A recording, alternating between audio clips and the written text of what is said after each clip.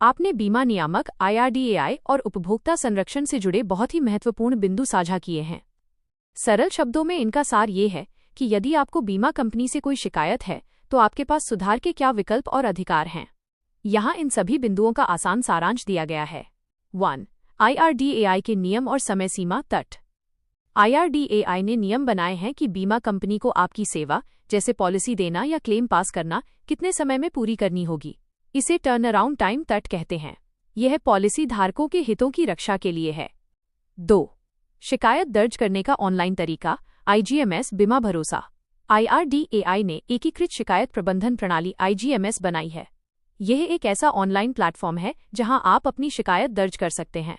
यह पूरे बीमा उद्योग की शिकायतों पर नजर रखने का एक केंद्रीय सिस्टम है। 3. उपभोक्ता संरक्षण कानून। उपभोक्ता संरक्षण अधिनियम ग्राहकों को धोखाधड़ी या खराब सेवा से बचाने के लिए बनाया गया है। इसमें विवादों को सुलझाने के लिए अलग अलग स्तर पर कौंसिल और अदालतें बनाई गई हैं। 4. उपभोक्ता अदालतें। पैसे की सीमा के आधार पर शिकायत कहाँ करनी है, यह इस बात पर निर्भर करता है कि आपके दावे क्लेम की राशि कितनी है। जिला फोरम, डिस्ट्रिक्ट फोरम, अगर दावा 20 लाख रुपए तक का है। राज्य आयोग, स्टेट कमीशन, अगर दावा 20 लाख से 1 करोड़ रुपए के बीच है या आप जिला फोरम के फैसले से खुश नहीं हैं।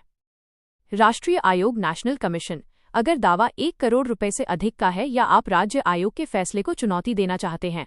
नोट: आपकी जानकारी 1986 के अधिनियम पर आधारित है। नए उपभोक्ता संरक्षण अधिनियम 2019 में इन सीमाओं को बढ़ा दिया गया है। जैसे जिला फोरम अब 50 लाख या 1 करोड़ तक के मामले देखता है, लेकिन प्रक्रिया वही है।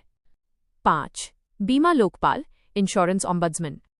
लोकपाल एक स्वतंत्र व्यक्ति होता है जो बीमा कंपनी और ग्राहक के बीच के झगड़े सुलझाता है।